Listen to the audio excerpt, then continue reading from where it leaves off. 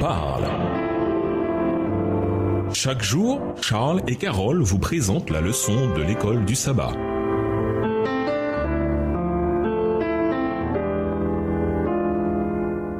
Bienvenue dans votre émission Dieu nous parle. Nous voilà à la leçon 14 allant du 24 au 30 décembre. Quelques leçons du livre de Job.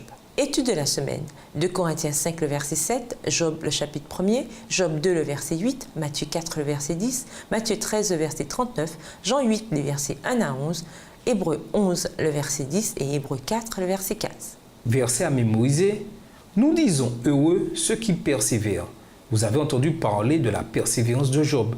Et vous avez vu la fin que le Seigneur lui a accordée, car le Seigneur est plein de tendresse et de compassion. Jacques 5, verset 11 de la version second 21.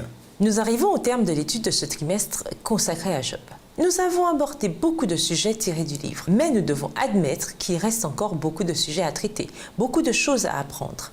Bien entendu, même dans le monde profane, tout ce que nous apprenons et découvrons mène à davantage de choses à apprendre et à découvrir. Et s'il en est ainsi des atomes, des étoiles, des méduses et des équations mathématiques, à combien plus forte raison de la parole de Dieu? Nous n'avons pas à douter de la parole de Dieu parce que nous ne pouvons pas comprendre les mystères de sa providence. La nature nous offre constamment des merveilles qui dépassent notre compréhension. Serions-nous donc surpris de trouver dans le monde spirituel des mystères insondables? C'est dans la faiblesse et dans l'étroitesse de l'esprit humain que réside la difficulté. Pourtant, des mystères demeurent, en particulier dans un livre comme celui de Job, dans lequel une bonne partie des questions les plus délicates de la vie sont abordées.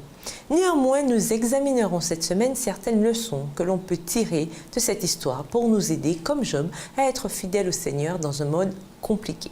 Et nous vous laissons avec cette pensée.